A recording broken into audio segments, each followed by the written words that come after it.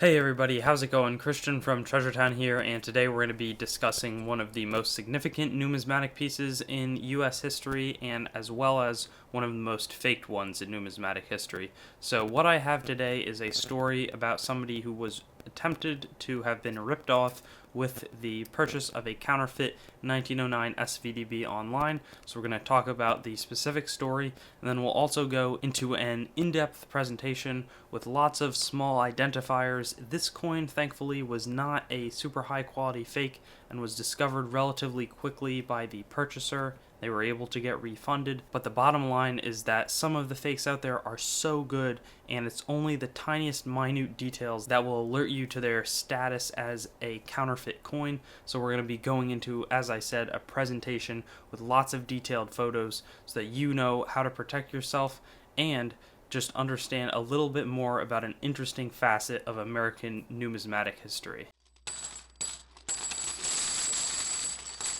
And as promised, here we have the coin as it was purchased originally by the buyer, the fake 1909 SVDB. For a trained numismatic eye, this is pretty easy to detect, but for those inexperienced buyers, they may not be able to tell the difference between what's real and what's not. Now this one, again, is not a great fake, so you can immediately tell the strike seems to be BU. It should be really uncirculated, and even if it was a weak strike, it would not present itself like this. There is very fake looking luster. It doesn't shine as a normal coin would.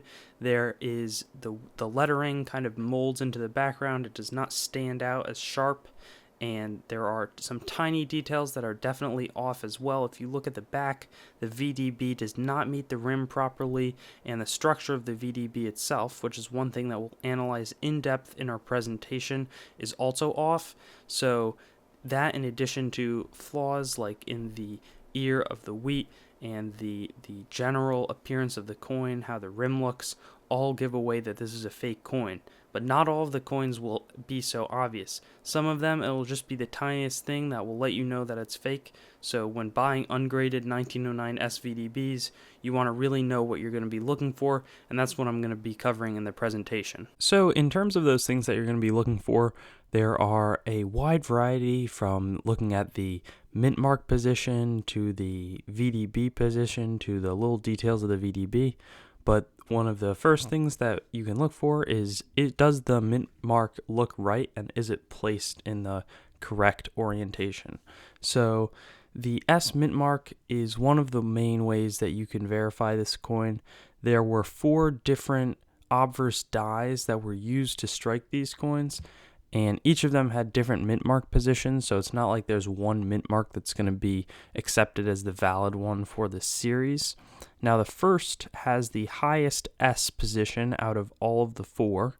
As you can see, the top of the S is above both of these 9s, both of the bottom of the 9s. And then if you look at this one, the second that was used, they shift the S over a little bit, so it's now totally aligned with the first 9, and then you also see that now it's not above the dip in this 9 over here. In terms of the third, you see it's very similar in terms of its position vertically. You know, it's still a little bit below this 9 here, but they did not align it the same way next to this 9, so they were shifted it over a little bit, and that's pretty evident here.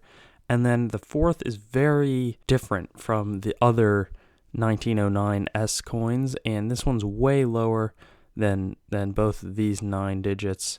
You know, here it's kind of on the same plane as this, but here you see it significantly below. So those are the 4 mint marks. You know, often you'll see, you know, if you have a coin that's right here or like right below the 0, then it's definitely not going to be a genuine example. One of the other things that you want to look out for on all real mint marks is you need to pay attention to the serifs. So that's kind of the protrusions here in the S at the end, and you want to make sure that they're parallel. So if the coin is even a little slanted, the serifs should still be parallel to each other.